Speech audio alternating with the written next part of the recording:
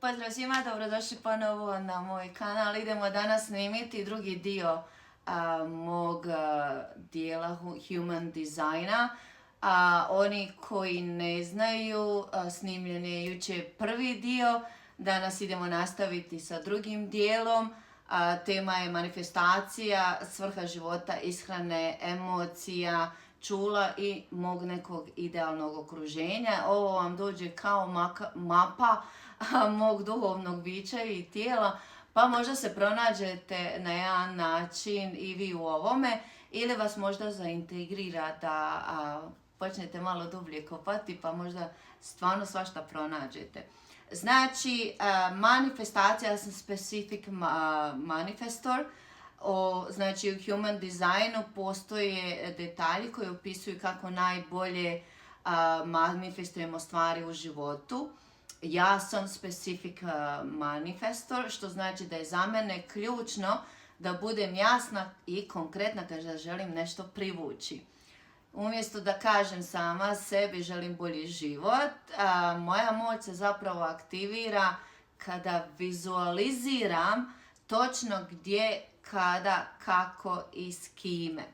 Zato kod mene funkcioniše pisanje liste želja, vizualizacija sa detaljima i čak i zapisivanje u dnevnik. Što opet ponavljam, imate sve u prijašnjim videima zapravo kako sam ja na jedan način krenula i pisati te dnevnike. Imam i vision boards i to već godinama, znači samo neke detalje možda dodam. A ovo što vidite je zapravo onaj mirisni štapić za balans.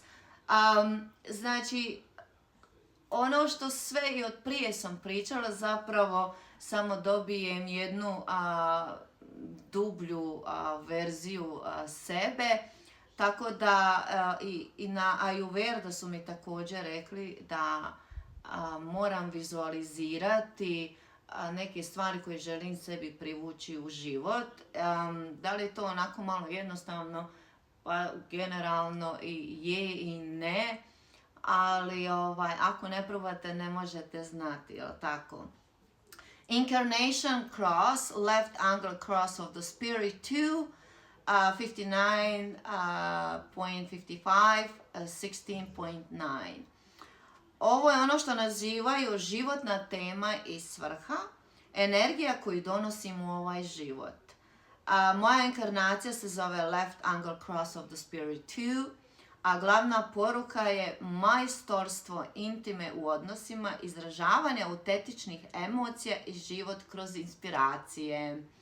59.55 znači da sam ovdje da gradim duboke stvarne veze, emotivne i duhovne. 16/9 me poziva da se izražavam kroz vještine i budem inspiracija drugima, kroz kreativnost i radost. To je moj poziv da živim punim srcem i podijelim to sa svijetom. Što naravno, opet ponavljam, to upravo i radim kroz ono što sam sve i navela, od ispisivanja i blogova i evo snimanja YouTube kanala. Oprostite. Zapravo samo se na jedan način desilo preko noći da kada krenete nekim procesom rada na sebi, otvaraju se neka druga vrata i evo zapravo ja sam u tim vratima, pa nadam se da ćete skontati zapravo poentu. Moje emocije su non-emotional. Moj emocionalni centar nije zapravo definisan, to ne znači da to jeste, znači da upijam tuđe emocije i mogu ih osjećati intenzivnije nego što one zaista jesu. To ne znači da sam hladna, nego zapravo moja empatija ima super moć, ali zato je važno da pravim prostor za sebe, da znam da ova emocija nije moja. Balans mi donosi distancu, šetnju i mirno okruženje. Sad, također sam negdje navela da sam ja imala problema i sa spavanjem i sa noćnim morama i išla sam i na onaj terapiju Emotional Code.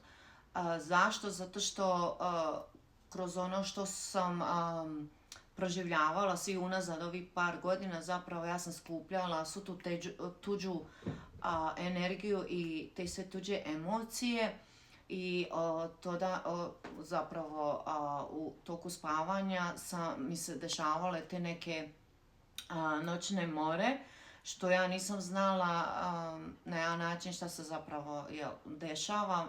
Ja sam mislila da je to od nekog stresa ili neke depresije, ali zapravo na kraju su mi rekli da imam tu jaku empatiju i da se moram naučiti zaštititi od tih tuđih energija. Tada sam završila bioenergiju ili Reiki level 1 kako bi sebe naučila zaštititi ili se na jedan način moliti anđelima i arhanđelima da me zaštite zapravo kad se osjećam onako da sam previše primila tih nekih tuđih energija. I vjerujte mi da to nije baš onako ugodno, pogotovo zato što znate na jedan način da to ne pripada vama, ali vi se niste naučili odbraniti od tih svih energija i zato meni je najteže kad se nalazim u nekom društvu koji su pogotovo tako, ja bih rekla, za mene osobno negativni s onim istim lovačkim pričama. Ja to na jedan način se upijam i onda sebe dovodim onako da je moja energija jako pala jer se nisam uspjela zapravo zaštititi ili staviti taj neki oklop od tih emocija. Jako jedna zeznuta stvar, ali s jedne strane jako je lijepo imati empatiju prema svima. Ja nekako najviše imam empatiju prema psima, evo iskreno rečeno. Ishrana. Znači, hot food digestion. Moj digestivni sistem funkcioniše najbolje kada jedem toplo kuvanu hranu. Moje tijelo voli stabilnost i toplinu. Salate direktno iz frižidera nisu najbolja opcija za mene. Čak i doručak treba da bude topao, znači ovsene kaše, juhe, supe, čaj. Ovo mi je na jedan način donijelo ogromnu razliku energiju u varenju. Sad, možda da i vi probate pa ćete vidjeti zapravo kako se osjećate. Sad se opet vraćam na ono kad sam pričala o ishrani i prehrani i Ayurveda. Znači, i tamo kada odradite taj kviz vezano za Ayurveda, znači ja sam Vata Pita i također tamo je navedeno zapravo da ja moram jesti toplu hranu, moram jesti svježu hranu, moram paziti šta jedem. Tako da opet ponavljam, sve vam je to na jedan način povezano bez obzira koji dio krenete da istražujete, dovešće vas uvijek na isti put i to mi je tako fascinantno, pa makar ja vama išla na živce što ovo sve pričam, ali vidjet ćete jednog dana ako krenete ovim putem kak je to fascinantno. Moje najveće čulo je outer vision. To je moje dominantno čulo je outer vision, što znači da me inspirišu lijepi prizori, detalji u prostoru, dizajn i estetika. Za mene je važno da gledam u nešto lijepo, jer mi to puni na jedan način dušu. Volim jako uredne prostore, prirodu i umjetnost, jer tad moje oči zapravo na način uživaju i onda je cijeli zapravo sistem u balansu. Zato često zapravo mijenjam okruženja i to me na jedan način drži inspirisanom i usklađenom i sad ćemo nastaviti dalje pa ćemo vam objasniti zapravo vezano za ove okruženja, to jest zašto ja volim zapravo jako putovati i zašto volim biti u prirodi i zašto volim, ne znam, nositi na sebi jake boje. Evo imamo i moju pratnju koja ne može nikako da me ostavi na miru. Zašto volim tako neke stvari, recimo kao što su priroda, umjetnost ili neki uređeni prostori. Jednostavno ja se osjećam tako dobro, tako na jedan način ispunjeno. Najviše me za sad inspiriraju putovanja, dobro to će svi reći pa svako voli putovati. Ali ja kad recimo idem putovati, znači meni je onako srce puno ko kuća, jednostavno zračim tom nekom energijom koju ja zapravo ne mogu na jedan način objasniti. Ja kad sam blizu vode, znači u meni sve miruje, jer inače voda, ako ste empata, vas voda zapravo smiruje. I ja bih htjela jednog dana, ne znam, da imam neku malu kućicu blizu neke vode, mada ovdje gdje mi živimo ima jako puno onih, što oni zovu ponds, pa mi šetamo, onda ja to volim slikati, zato što jednostavno volim te neke detalje i da bi ih nekako bolje zapamtila, volim zapravo slikati. Najviše za sada mi se dopadaju Karibski otoci, naravno, zato što plavetnilo vode, vi ne možete ni objasniti, onaj bijeli pijesak, one njihove sve zgrade, kuće, hoteli, onako onim nekim jakim bojama, baš onako nekako neobjašnjeva zapravo ljepota. Inače, kažu Kuba je siromašna, je, ali kad gledate s nekim drugim očima, toliko ljepote ta Kuba nosi u sebi. Nekad kad sam išla u Havanu, kao da sam se tamo rodila, znači nemam dovoljno riječi da bi mogla to tako nekako objasniti. Tako da evo, jako volim putovati, jako volim biti u prirodi, okružena sa svim zelenilom, volim jako lijepe parkove, volim uređena dvorišta sa puno cvijeća, drveća, zelenila, volim jako lijepe slike, imam tako tu te neke sitne detalje, onda me to možda na neki način inspirira, pa onda i sama dizajniram neke stvari. Inače, prije sam se bavila sa tim crtanjem i sa isprobavanjem kojekakvih umjetnošću. Jednom davno htjela sam upisati interijer dizajn, zato što me zanimalo uređivanje, znači, interijera.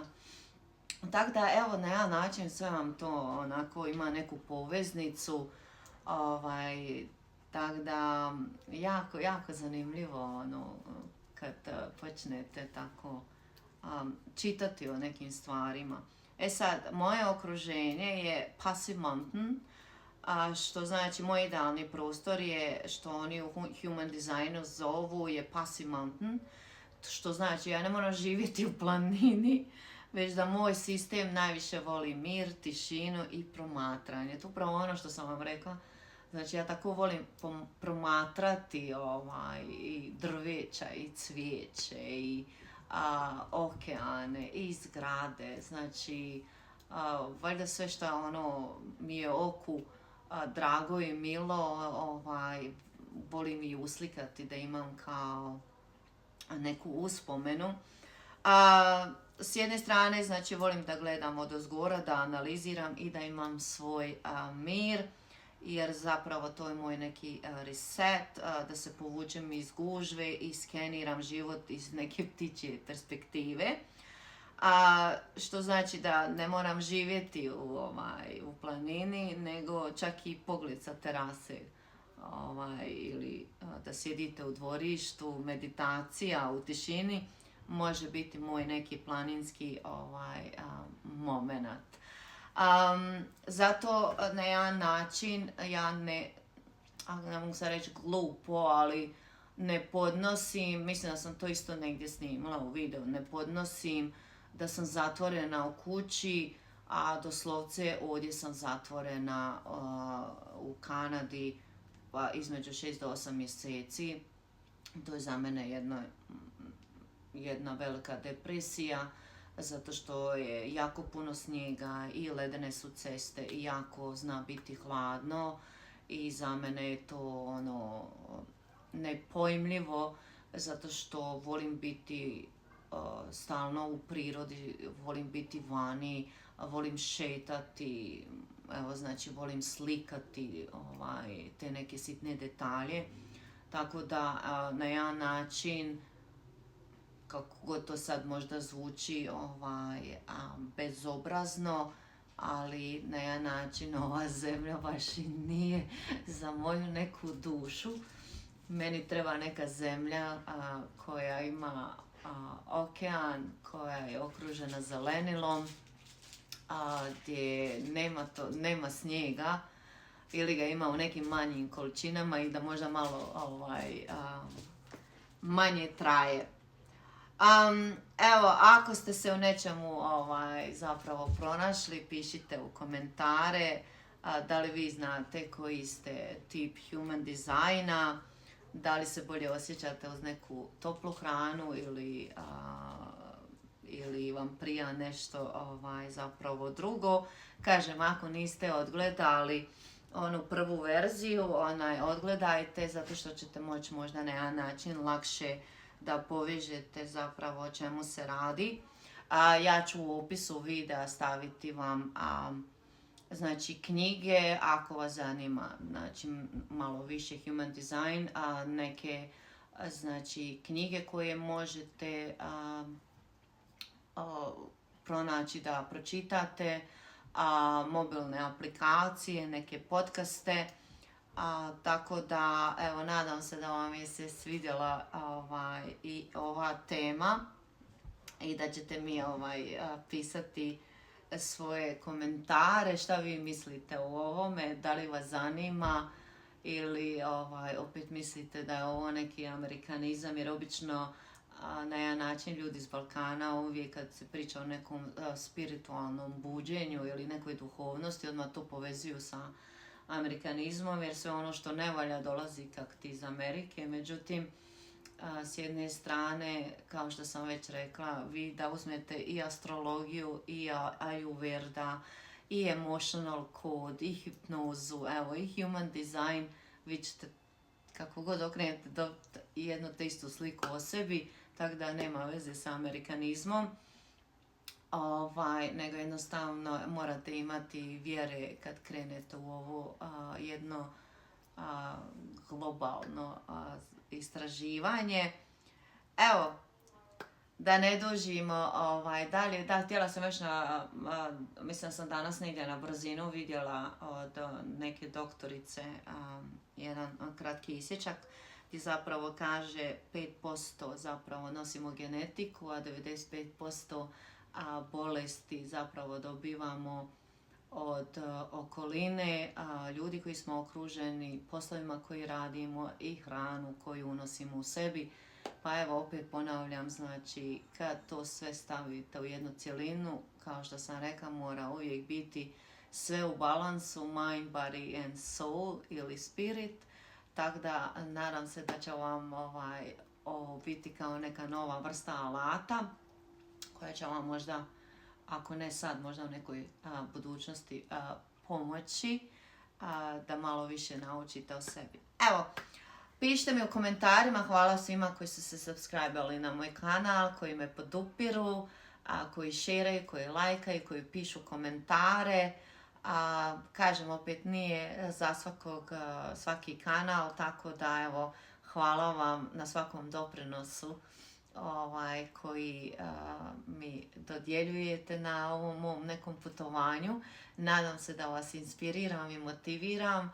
Ako ne sad, možda u nekoj budućnosti. Ostanite i dalje sa mnom. Kao i uvijek šaljem pozitivne energije, dobre vibracije, puno veselja, osmijeha i da budete uvijek veseli, pozitivni i nasmijani. Život je lijep, samo ga moramo znati, naučiti živjeti i biti dobri jedni prema drugima. Evo, do skorog nekog sljedećeg videa.